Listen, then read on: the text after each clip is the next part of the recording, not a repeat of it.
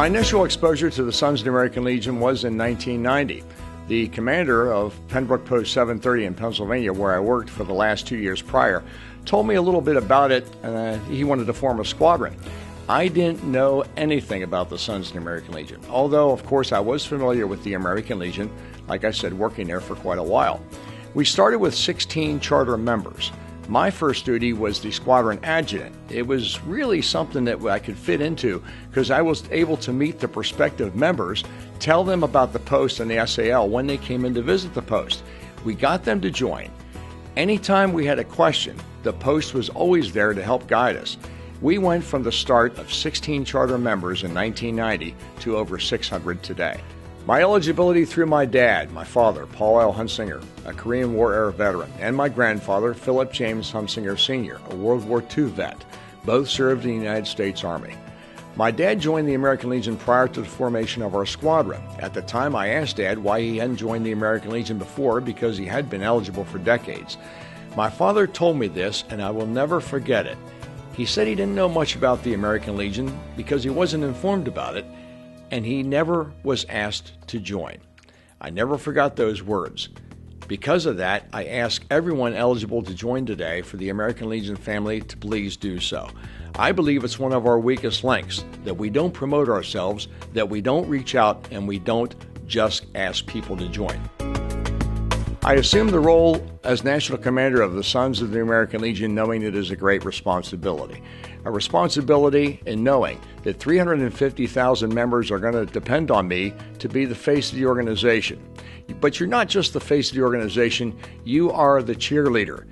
You try to make sure that all the members of our great organization know and acknowledge what we do with the programs, promote the programs to their fullest, and try to do what we can this year to make 2012 and 2013 the best year we've ever had for the organization. Now, the goals for this year, we have education, we have communication. That's going to promote the motivation, and what will it equal? It'll equal success. We're educating our membership today for our sons better than we ever have done before. That's helping us grow in our numbers. It also conveys to the members what we do to support the 4 pillars of the American Legion. Communicating with the Blue Caps on what the American Legion family does and letting them understand that and ask questions about how they can better promote. For 25 years now, the Sons of the American Legion has rallied around a specific program with children and youth, and that is the Child Welfare Foundation. Over the years now, the Sons of the American Legion has generated over $5 million in donations to CWF. This past year, over $506,000 was generated. That means we're close to $6 million coming up, and I want to see that happen this year. Our membership theme in 2012-13 is the SAL bandwagon. The definition of a bandwagon now, it's a cause that attracts members. It supports the image of an elaborately decorated wagon which runs on the adrenaline of the SAL member, each member. There's a seat on the bandwagon for each of the detachments, but you're only on the seat if the detachment has achieved the membership percentage by the target date. Now, the bandwagon moves on its year-long journey faster and smoother when more seats are occupied. We want each seat filled on every target date for a smooth, enjoyable, fun-filled ride on the SAL bandwagon. There is no reverse gear on the bandwagon. It's always moving forward, has no rear-view mirror, doesn't go in reverse, and it won't stop until it reaches Houston, Texas in August 2013.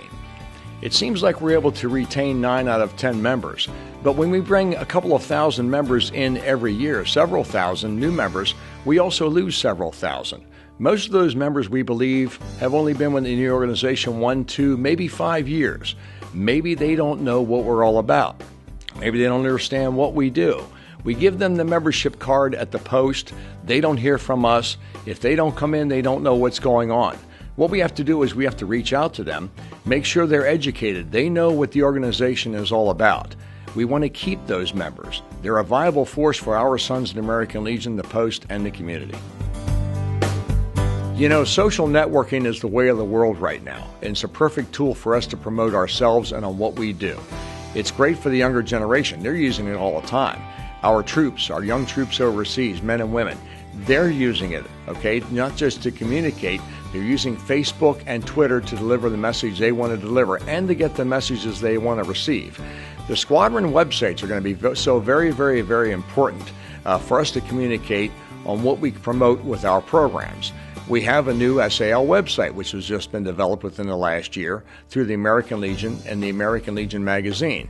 And we also have a new app for our smartphone and Android that you can go right to it in just a couple of seconds with the click of that phone and bring up to a prospective member why he should join the Sons of the American Legion. All the facts and everything is right there, right in the palm of your hand on your cell phone. We support what the American Legion and the Auxiliary do. We support their programs. In turn, they're able to support us in knowing what we want to do. Now, communications is really the key here. We have to know in what direction they're heading so that they know what direction we're heading. One of the biggest ways we can help each other is through membership. That's why I always ask every member to carry an application for the Sons, for the Auxiliary, for the Legion. When we were in Ohio, we heard about a squadron that helped save a post. This post in Ohio, a for sale sign was on the front lawn. That for sale sign was on the lawn to sell the property for about 3 weeks before the Sons of the American Legion came, got together with the American Legion family at that post and said, we're not going to let this happen. This post is not going to be up for sale. We're going to dig ourselves out of things. They were able to go to the community.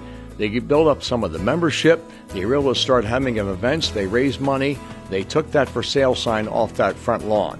What they did with that for sale sign is they've kept it hidden away, and they look at that sign once in a while and they say, remember what could have happened. We saved our post. Every member of our Sons of the American Legion, a Blue Cap member, is a viable force within our organization. Know what the organization does. Know how you can be a viable part of it. Be informed with what's going on.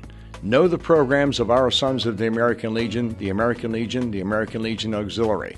If you have an idea, go with it. If you're not sure how to go with that idea that you can do for your squadron, for your community, and whatever you want to do, ask questions and find some answers. Don't have anyone tell you that you can't do something, or that maybe what you want to do has been tried before and failed, because every time things are different. The new American Legion Online Extension Institute is something new that the American Legion put on the American Legion website. I feel it's a useful tool for our Sons of the American Legion to use. It educates us on what the American Legion is all about. It not only gives a history, but it tells all about the 4 pillar programs of the American Legion. It's a way for our sons to promote, and that's going to get us new members.